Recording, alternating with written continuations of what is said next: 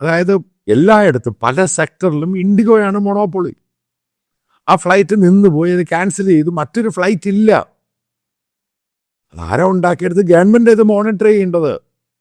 Government ഇത് കൃത്യമായിട്ട് monopoly ഒരു കമ്പനിക്ക്, ഒരു എയർലൈൻസിന് ആർക്കും കൊടുക്കരുത്. അതാണ് ജനാധിപത്യത്തിൻ്റെ ഏറ്റവും വലിയ ആവശ്യം. അഡാനിക്ക് ഇന്ത്യയിലെ പോർട്ടുകൾ, എയർപോർട്ടുകളൊക്കെ ഒരു ഭാഗം മുഴുവൻ അങ്ങോട്ട് കൊടുത്തു കഴിഞ്ഞാൽ, അവരുടെ കമ്പനി എന്തെങ്കിലും രീതിയിൽ ആക്ഷൻ എടുത്തു കഴിഞ്ഞാൽ ഇത് മുഴുവനും ഡീറെയിലായിപ്പോയി. ഇപ്പം ടെലികോമിൻ്റെ കാര്യം എടുക്കുക, ജിയോ ആണ് ഇപ്പം മൊണോപ്പൊളി. അവിടെ വോഡഫോൺ നിങ്ങൾക്കറിയാം ഏതാണ്ട് ഏകദേശം നിൽക്കുന്ന രീതിയിലൊട്ടങ്ങ് പോയി. അപ്പുറത്ത് വരെ കോമ്പറ്റ് ചെയ്യാൻ ആരാളെ? എയർടെൽ. അതും ഇതും ഈ പറയുന്ന ജിയോമായിട്ട് ആ പ്രോപ്പറായിട്ട് മൊണോപ്പൊളി പോകുന്നില്ല. എന്തുവാണ് ജിയോ ചെയ്ത്? ആദ്യം എല്ലാം ഫ്രീ, അത് ഫ്രീ, ഇത് ഫ്രീ, അവസാനം എല്ലാത്തിനും ചാർജ് തിരിച്ചു കൊണ്ട്. കാരണം അവനെ കോമ്പറ്റ് ചെയ്യാൻ അപ്പുറത്തെ ആളില്ല. ഈ എയർടെലിൻ്റെ കവറേജ് ആണെങ്കിൽ ഇന്ത്യയിൽ പ്രോപ്പറായിട്ട് ഉണ്ടായിട്ടുമില്ല.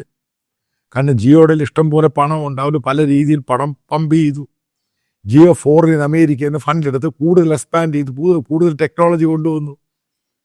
BSNL ഏകദേശം ഓൾമോസ്റ്റ് ഇല്ലാതായി.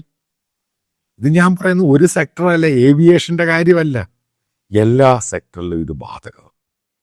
അതാണ് ഒരിടത്തും ഈ മൊണോപ്പൊളി കൊടുക്കുക. അതിൻ്റെ അകത്ത് ഏറ്റവും വലിയ എക്സാമ്പിൾ പറയാം, അമേരിക്കയിൽ സ്പിരിറ്റ് എയർലൈൻസ് ഉണ്ട്. അവർ വലിയ കഷ്ടത്തിലായി. അതും അമേരിക്കയിലെ മറ്റൊരു എയർലൈൻസ് ഡെൽറ്റയും കൂടെ മേർജ് ചെയ്യാൻ ശ്രമിച്ചു. അപ്പോഴെന്ത് ചെയ്തു? അവിടുത്തെ അമേരിക്കൻ ഗവൺമെൻറ് കോൺഗ്രസിനകത്ത് വന്നു, ഇഷ്യൂ വന്നു. കോൺഗ്രസ് ഡിസ്കസ് ചെയ്തിട്ട് ഇത് തള്ളിക്കളഞ്ഞു ഈ പ്രപ്പോസൽ.